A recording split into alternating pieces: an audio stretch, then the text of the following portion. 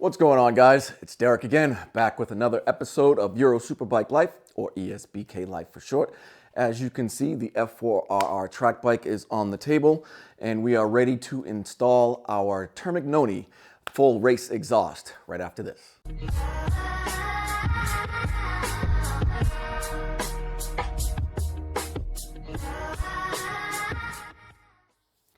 Welcome back, guys. So what I'm doing right now is I'm taking a look at the exhaust headers and seeing if I can get any tools in there to remove the headers without having to remove the oil cooler and the radiator, or at least disconnect some things, because then I'd have to drain the oil and I have to drain the coolant, and I don't want to do that. So I'm trying to see if I have enough space in there, and I think I do.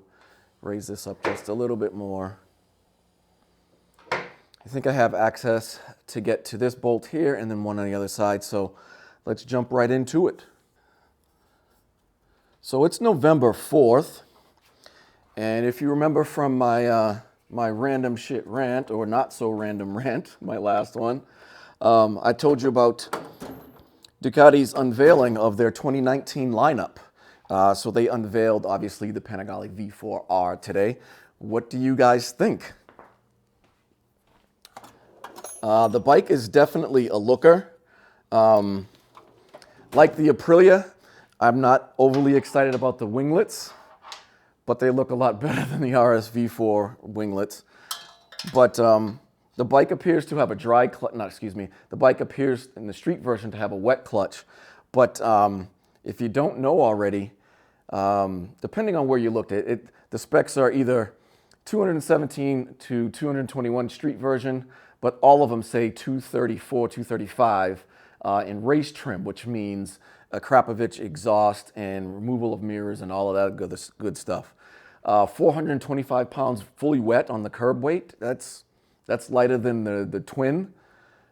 Don't know what it's going to be priced here yet, but whoa. The bike is nice, fellas. The bike is nice.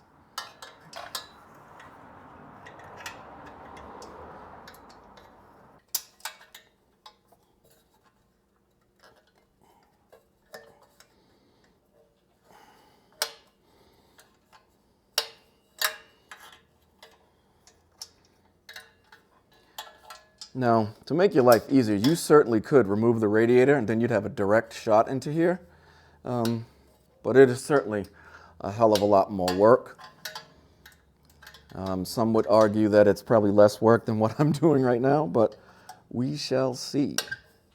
I'm hoping it won't be. So I'm in here with a 12 mil flexi wrench. So just a flexible head.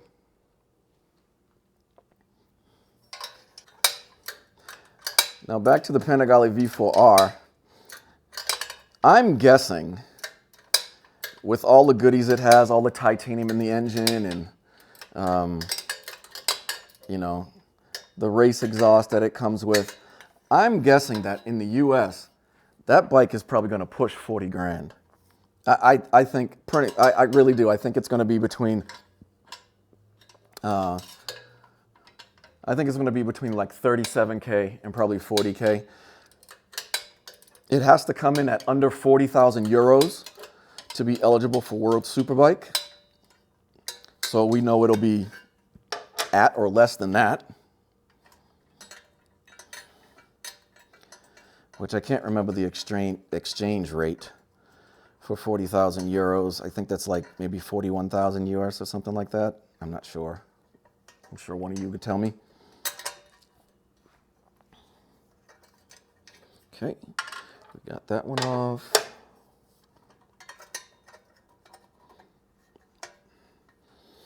And now we'll go do the other side.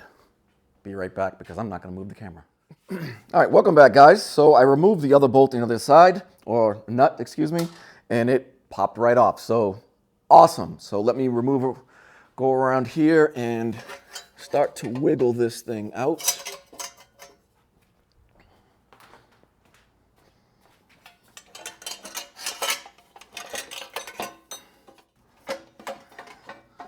So I got to remove, right now I'm just pulling off the bracket, the oil cooler bracket. No, you can't see me, but it's only held on with a few grommets. and an 8mm screw, which I will remove right now because it's preventing me from getting the exhaust by the bracket. So right in here, there's an 8mm screw that holds this oil cooler bracket in place. And if I remove that, I should be able to get the bracket off and should have room to swing the rest of this out of the way. So here's the bracket.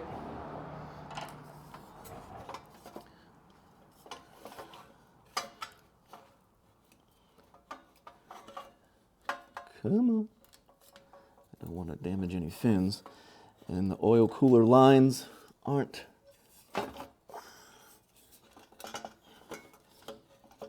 that long.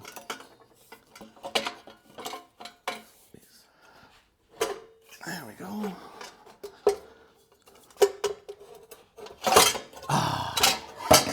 Success. Stock headers off. All right, bring these over here. This is terrible. I'm not even hiding my mic cord anymore. All right, guys, so here is our Termi exhaust and our old exhaust. And we're going to use this as a, oh my God, look at this. Guys, oh shit. Look at that. This is, whoa, whoa. Now, there's no way that we could have known that before buying the bike, but you'll see there's more garbage welds here. So I don't think this was factory, although I have seen some other Termi exhausts from the factory look like this, but look at that. That is broken right off. Oh, man. All right. So we have to build this thing.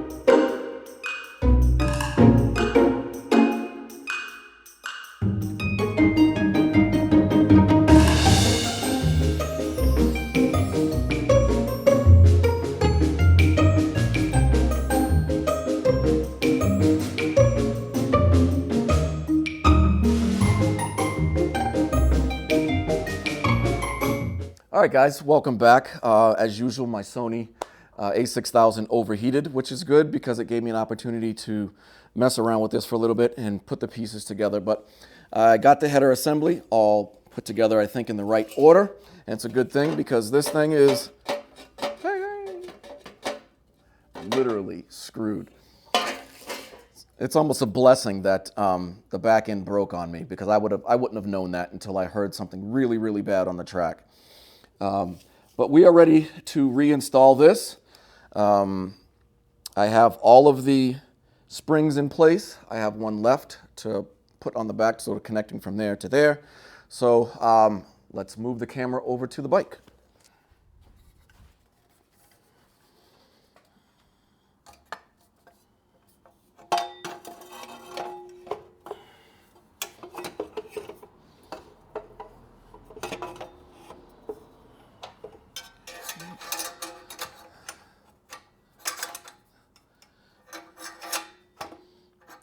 that in place.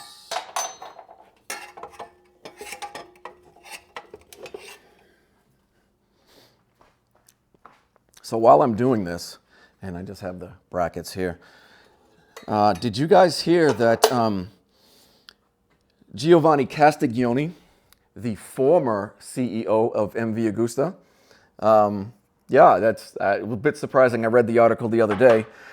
He is no longer the CEO of MV Agusta. Now, he still maintains his president title and chairman of the board or whatever for MV Agusta. But if you don't know, MV had an influx of cash recently from a Russian investor. He was a silent investor, so Gio can continue doing what he's doing after his father's passing. So he maintained the title of president and CEO of MV.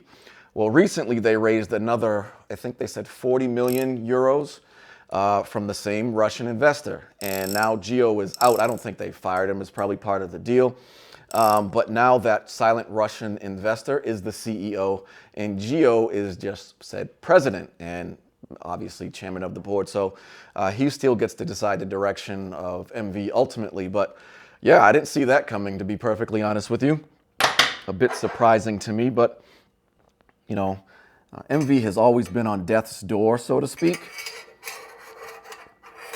So when they got that influx of cash from a Russian investor of all places, sounded a little bit fishy at the time, but so far so good. But we'll see how it continues to go.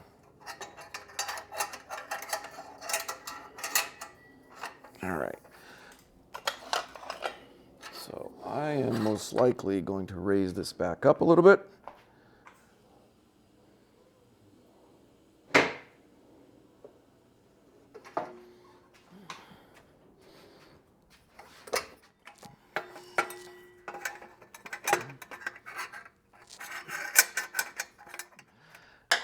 All right, I got that side on, at least a little bit. And now this side.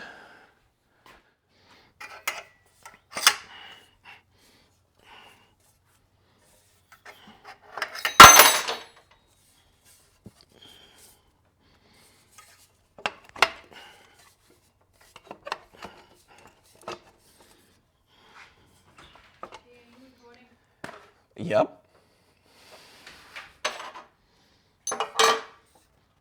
Okay, guys, so, all right, I got the headers on and in place. The screws are on there a little bit, so I'm going to continue tightening these up, and then we'll put on the rear here. So, lefty loosey, righty tighty.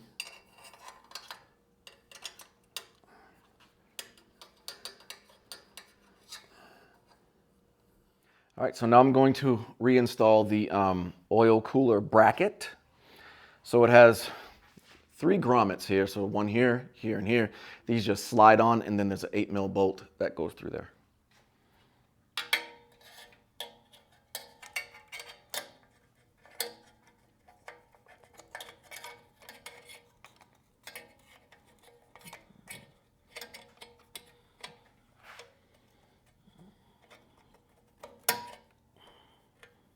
Okay, it's the bottom.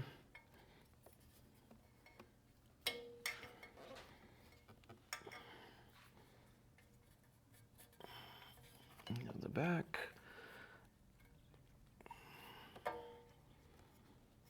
Probably should have done the top first, seeing it's a most pain in the ass.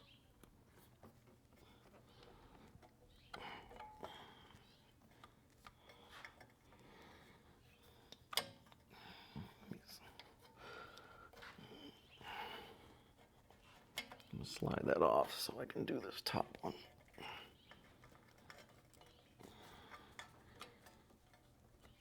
There we go. There's the top.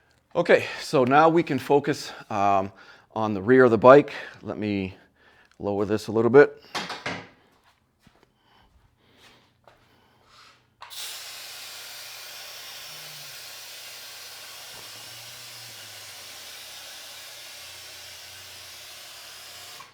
That should be good.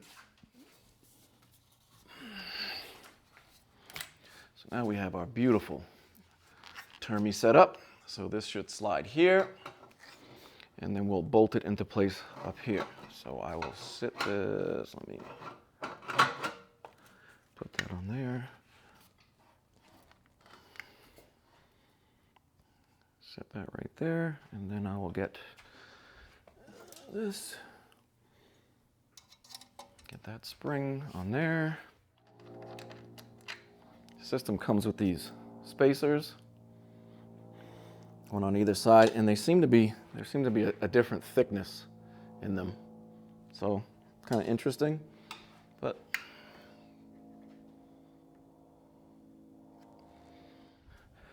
so when I put this up here, the gap between here and over here on this side and this bracket, they're both huge, and these spacers won't help. So I'm going to see if I could flip these brackets around, and maybe that'll help us. All right, much better. Now I guess which side the larger bracket or spacer goes on depends on which side has more gap, I guess. And it looks like I'm gonna put the smaller one over here on the right.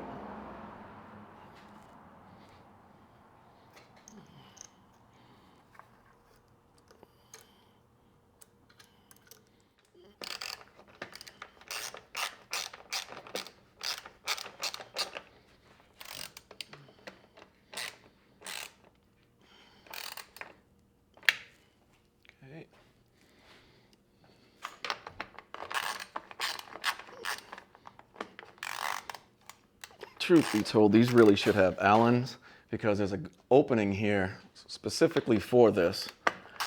I could just Dremel it out, I guess, but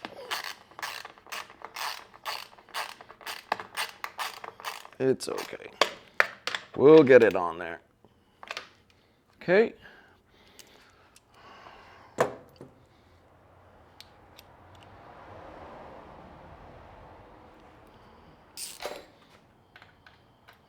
This is not the right. Here it is.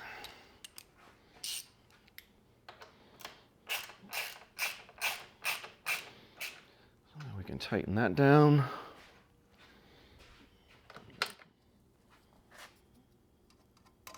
It's always easier to pull down than pull up. Okay, with the exception of the bung over there, I think we are ready, and I do want to fire this up for you guys so you can hear it, but let me see if I can find a temporary screw that'll fit in there. That way we won't mess anything up. So be right back. Okay guys, so I did not have an O2 plug here, so I had to run to the store, but luckily my local parts store had one, so it's installed. Now we are ready to start the bike, so I'm going to lower it down a little bit.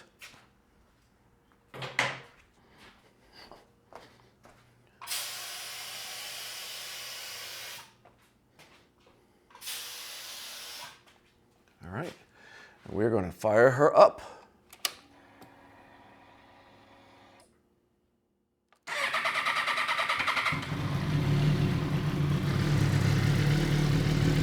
We'll let her warm up a bit.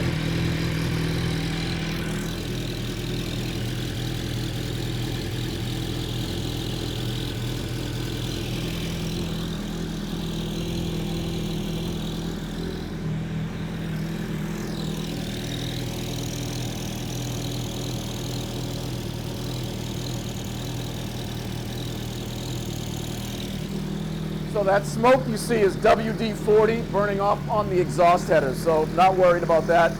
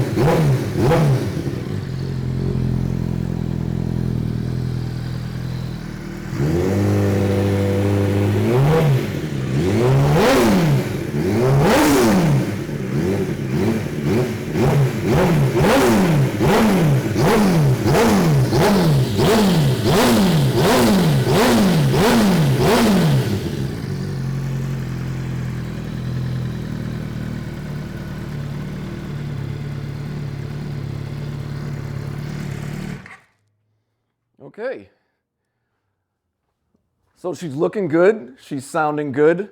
It doesn't have any DB killers, so I'm not going to be able to use this bike down at Arizona Motorsports Park until I get some. So I'm going to go online right now as soon as I wrap up this video and order some DB killers. Otherwise, I won't be able to ride this much at all, at least locally. Anyway, but that is a wrap for this episode, Euro Superbike Life, with my track MV Agusta F4 1000R, I think it is. I'm not sure. But that's it. I'm Derrick. You guys know the drill. Like, comment, subscribe, or smash it. Again, leave me comments on what you thought about the debut of Panigale V4R, as well as Giovanni Castiglione no longer being CEO of MV. He's still president, but he's no longer CEO, which means he's not making day-to-day decisions. But anyway, I'm Derrick. Take care, guys.